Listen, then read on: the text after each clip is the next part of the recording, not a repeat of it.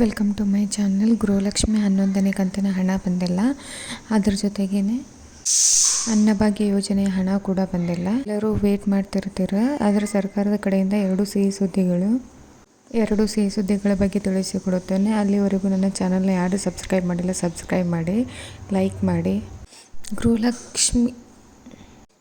ಗೃಹಲಕ್ಷ್ಮಿ ಹಣ ಬಂದ್ಬಿಟ್ಟು ರಾಜ್ಯದಲ್ಲಿ ಇನ್ನೂವರೆಗೂ ಯಾರಿಗೂ ಬಂದಿಲ್ಲ. 10ನೇ ಕಂತಿನ ಮಾತ್ರ ಬಂದಿದೆ.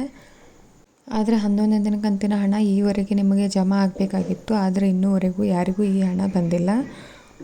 ಯಾಕೆ ಜಮಾ ಆಗಿಲ್ಲ ಅಂದರೆ ಅಪೋಸಿಟ್ ಪಾರ್ಟಿಯಿಂದ ಗೃಹಲಕ್ಷ್ಮಿ ಹಣ ಅಲ್ಲಿ ಯಾವುದೇ 5 ಯೋಜನೆಗಳಲ್ಲಿ ಅವರು ಹಣ ಕೊಡುವುದಿಲ್ಲ. ಅವರ ಬಳಿ ಹಣ ಇಲ್ಲ ಅಂತ ಹೇಳ್ತಿದ್ರು ಬೇರೆ ಪಾರ್ಟಿ ಕಡೆಯಿಂದ. ಆದರೆ ಲಕ್ಷ್ಮೀ ಹೆಬ್ಬಾಳ್ಕರ್ ಅವರು ಅಫಿಷಿಯಲ್ ಆಗಿ ಒಂದು ಅಪ್ಡೇಟ್ ಕೊಟ್ಟಿದ್ದಾರೆ.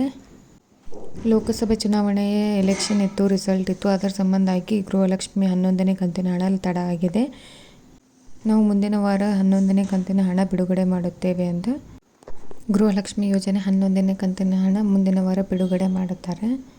ಮುಂದಿನ ವಾರ ಬಿಡುಗಡೆ ಆದ ಮೇಲೆ ಡಿ.ವಿ.ಟಿ ಮೂಲಕ ನಿಮಗೆ ಹಣ ಜಮಾ ಆಗುತ್ತೆ. ಆದರೆ ನಿಮಗೆ ಗೃಹಲಕ್ಷ್ಮಿ ಯೋಜನೆ ಬಗ್ಗೆ ಕ್ಲಿಯರ್ ಆಯ್ತು ಅನ್ಕೋತೀನಿ.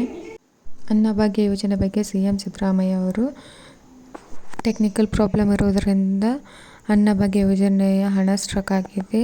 ಅದರಿಂದ ಮುಂದಿನ ವಾರದಲ್ಲಿ ಅನ್ನಭಾಗ್ಯ ಯೋಜನೆಯ ಹಣ ಜಮಾ ಮಾಡುತ್ತೇವೆ ಎಂದು ಹೇಳಿದ್ದಾರೆ ಸಿದ್ದರಾಮಯ್ಯ.